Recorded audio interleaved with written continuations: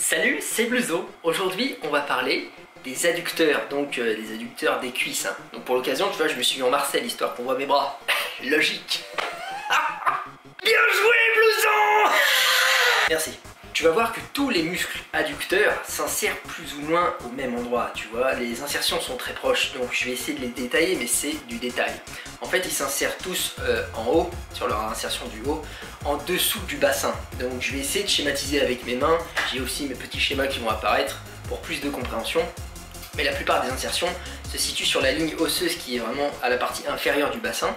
Et les insertions vont être plus ou moins en avant, plus ou moins au milieu, plus ou moins en arrière, selon les différents muscles qu'on va voir. On va donc voir le grand adducteur qui a 3 faisceaux, le long adducteur qui en a qu'un, le petit adducteur qui en a 2, le gracile et le pectiné. Ça a l'air de faire beaucoup, mais en fait ça va être une vidéo normalement assez courte, parce que c'est assez simple à comprendre. Ils ont tous des fonctions qui fonctionnent en synergie, donc ils ont tous des fonctions très proches en fait, puisqu'ils sont tous adducteurs.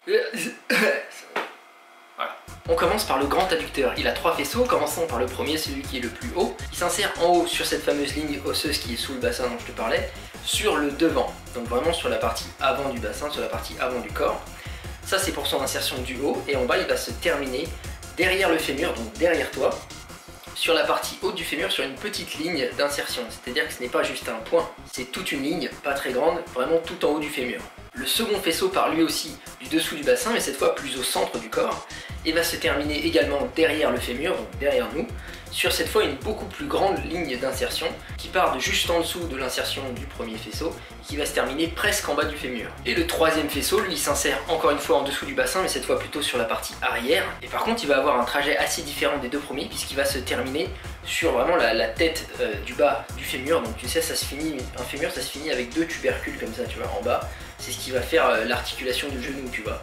Et ben en fait, l'insertion du bas du troisième faisceau du grand adducteur, elle va se terminer sur le tubercule qui est le plus intérieur, donc le tubercule le plus proche du centre de ton corps. On appelle ça médial généralement quand c'est proche du centre du corps, et latéral quand c'est proche de l'extérieur du corps.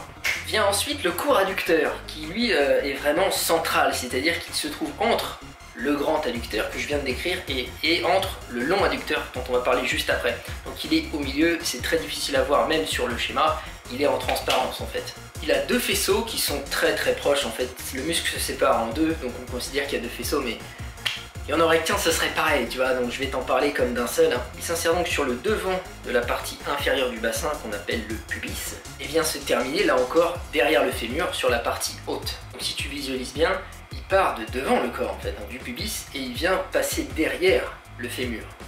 Donc ça va aider à comprendre la fonction tout à l'heure en fait, c'est pour ça que je te dis ça. Moi je dis pas les choses pour rien, tu vois. Non. Non. Ensuite, le long adducteur qui part lui aussi du pubis, en fait son insertion se situe juste au-dessus de celle du court adducteur et vient se terminer encore une fois derrière le fémur, mais cette fois sur une longue ligne d'insertion qui prend bien la moitié du fémur. De la même façon que le court adducteur vient un peu se superposer au premier faisceau du grand adducteur dont j'ai parlé avant, le long adducteur c'est pareil, il vient se superposer un peu au deuxième faisceau du grand adducteur dont j'ai parlé avant. C'est compliqué, mais il faut suivre, ne lâche rien frère, tu vois. Pars pas, mais non, pars pas, putain. Ah. En fait, leurs insertions à tous ces muscles, elles sont toutes très proches pour ce qui est de l'insertion du bas, derrière le fémur. Elles sont vraiment toutes très proches, tu vois, sur la même ligne, elles se touchent, etc. Ce qui va changer...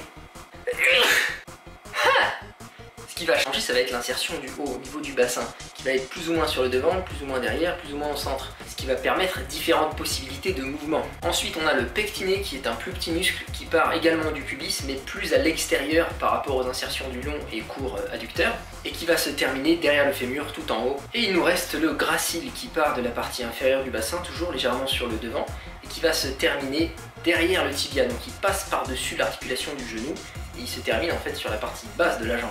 Il aura donc une fonction en plus de tous les autres muscles dont on parle dans cette vidéo, puisqu'il va permettre la flexion du genou. Tu vois, tu peux déjà imaginer que si tu tires depuis l'insertion, depuis le bassin, que tu tires sur l'insertion du tibia, qui est vraiment sur l'arrière du tibia, ton genou va se plier, tu vois, hop, fléchissement de la jambe. Tu ne vois pas parce que la caméra, mais j'étais en train de le faire.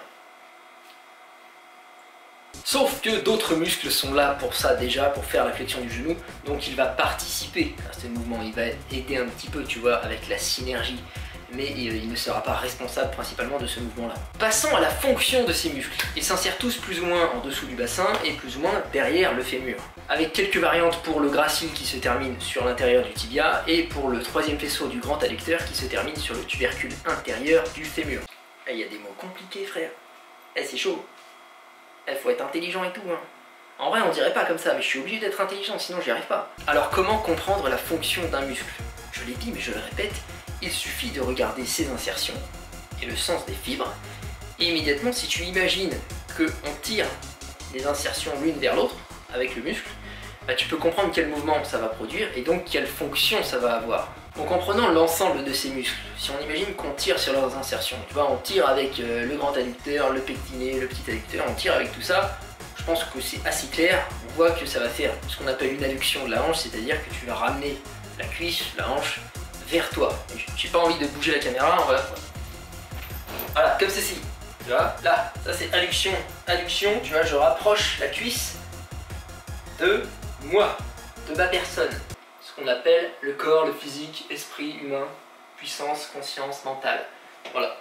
C'est ça une adduction. Et c'est à ça que vont servir les adducteurs. Voilà, t'es content d'être venu toi, hein. Sauf qu'on peut ajouter quand même que les adducteurs, et particulièrement en fait le troisième faisceau du grand adducteur, peut aider à faire une extension de la hanche. L'extension de la hanche, c'est quand tu pousses ta jambe vers l'arrière. Il participe à ce mouvement puisqu'il s'insère très en arrière sur le bassin, ce qui le place donc en bonne posture quand la jambe est vers l'avant pour pouvoir la retirer vers l'arrière, tu vois. On conclut aussi qu'à l'inverse, les muscles qui s'insèrent plutôt sur le devant du bassin, donc tous ceux que j'ai parlé qui s'insèrent sur le pubis ou sur l'avant vraiment, vont permettre le mouvement inverse, donc la flexion de la hanche, c'est quand tu pousses la jambe vers l'avant, puisqu'ils vont être en bonne posture pour tirer la jambe vers l'avant quand la jambe sera placée en arrière. Alors comment on va faire pour travailler, pour développer nos adducteurs?